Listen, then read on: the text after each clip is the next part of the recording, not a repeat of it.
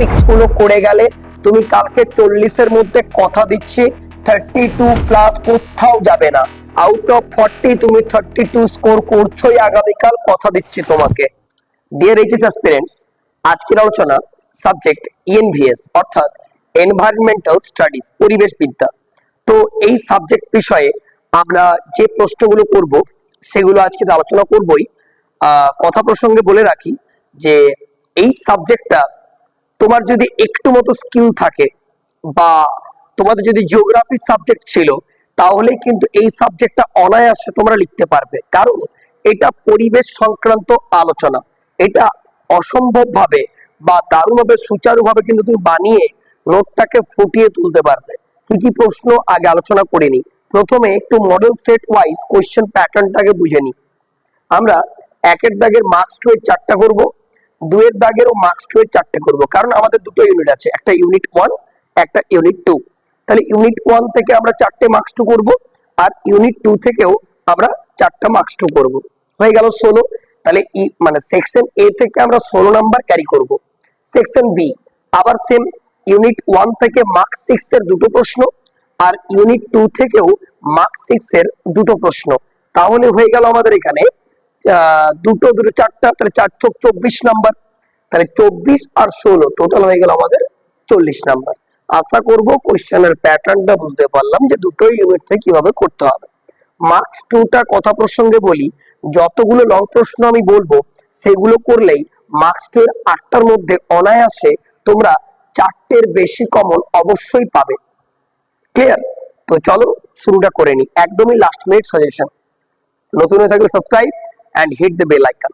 ওকে, দেখো ইউনিট 1 বায়ু দূষণ। দেখো বায়ু দূষণের কারণ করবে, ফলাফল করবে, উৎস করবে।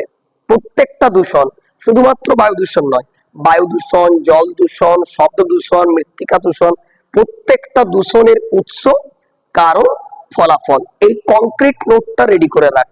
বুঝতে পারলাম? 2 জল দূষণ, ওই সেম। আচ্ছা, অ্যাসিড রেইন অর্থাৎ অম্ল বৃষ্টি, ঠিক আছে, সরি অ্যাসিড বৃষ্টি বলতে পারো। তো অ্যাসিড বৃষ্টির কারণ করবে, ফলাফল করবে, আচ্ছা ক্ষতিকারক প্রভাবটা করে রাখবে। কথা প্রসঙ্গে বলে রাখি, স্টোন ক্যান্সার, স্টোন ক্যান্সার অর্থাৎ বাংলায় আমরা বলবো পাথরের কুষ্ঠ রোগ।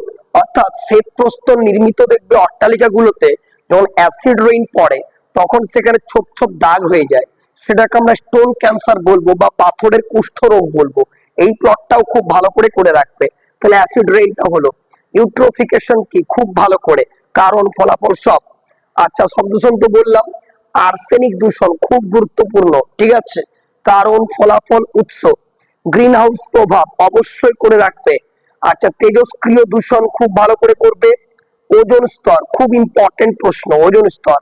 একে প্রাকৃতিক সৌর পর্দা বলে কেন? কারণ এই যে আমাদের সানরে থেকে যে ইউজি লিখছি আরো, ইউভি অর্থাৎ আল্ট্রাভায়োলেট অর্থাৎ অতি বেগুনি রশ্মিটা যখন আমাদের স্কিনে পড়ে তখন স্কিনে কিন্তু ক্ষতি হতে পারে।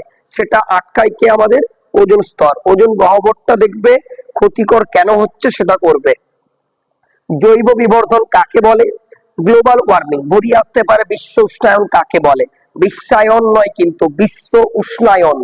এর কারণ ফলাফল সব করে রাখবে। আচ্ছা, গঙ্গা অ্যাকশন প্ল্যান সঙ্গে দেখে রাখবে, যমুনা অ্যাকশন প্ল্যান। তার মধ্যে গঙ্গাটা ট্রিপল স্টার, এটা আসার চান্স বেশি। তার মনে এটা বলছি না যেটা আসবে না, ওটাও ইম্পর্টেন্ট, প্রথম সিলেবাস দূরে করে যাবে। ভূমিকম্পের কারণ ফলাফল এটা তোমরা বুঝতেই পারছো, আর্থকোয়েক।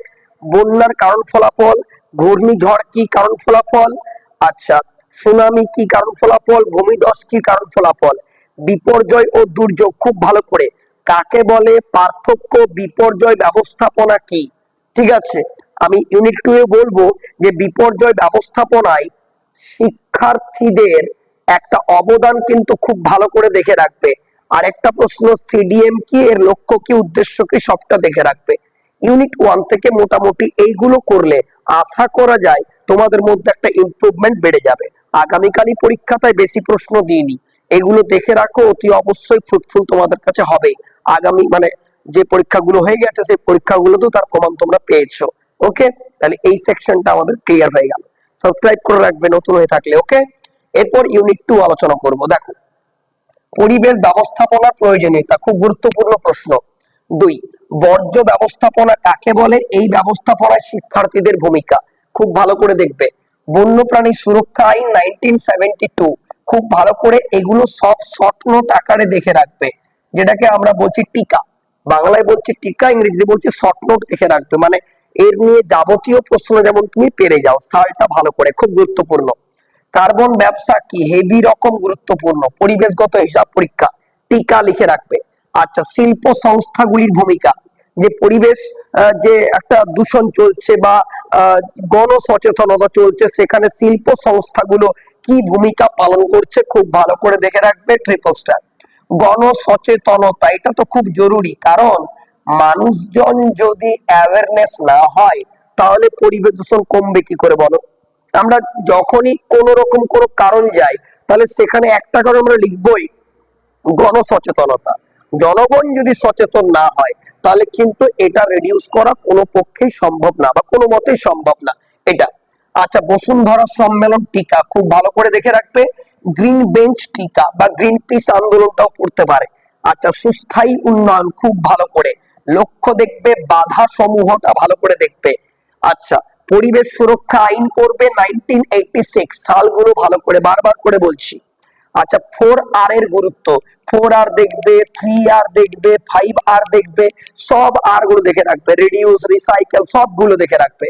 আচ্ছা, জীববৈচিত্র্য আইন 2002, খুব ভালো করে, সঙ্গে তুমি দেখবে ইনসিটু, সঙ্গে তুমি দেখবে এক্সিটু, কারণ মানে জীববৈচিত্র্য সংরক্ষণের কৌশল, আমি লিখেই দিচ্ছি এখানে, ভুলে যেতে পারো। জীববৈচিত্র্য সংরক্ষণের কৌশল, জীববৈচিত্র্যের গুরুত্ব, জীববৈচিত্র্যের বিনাশের কারণ, এগুলো সব দেখে রাখবে। সঙ্গে দেখে রাখবে ইনসিটু, আর দেখে রাখবে এক্সিটু, দুটোর মধ্যে পার্থক্যটাও খুব ভালো করে দেখে রাখবে। ঠিক আছে, প্রত্যেকটা দূষণের এক একটা রোগের নাম দেখে রাখবে, প্রত্যেকটা দূষণের রোগের নাম খুব ভালো করে।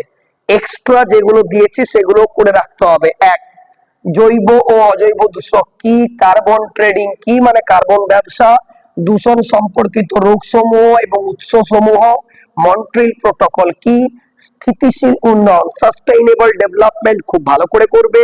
এজেন্ডা 21 কর্মসূচি দেখে রাখবে। কিয়োটো প্রোটোকল কি, ভোপাল গ্যাস দুর্ঘটনা কি, পিইউসি সার্টিফিকেট কি, ঘূর্ণবাতের চক্ষু কি, এগুলো সব তোমরা অলরেডি পড়েছো জিওগ্রাফিতে, আরেকবার দেখে রাখবে। এগুলো বললাম, এগুলো দেখে রাখবে। এই গেল টোটাল একটা কম্প্যাক্ট সাজেশন। এই সাজেশনটা করলে দেখো, হুবহু প্রশ্ন দিইনি, আমি টপিক গুলো তুলে দিয়েছি।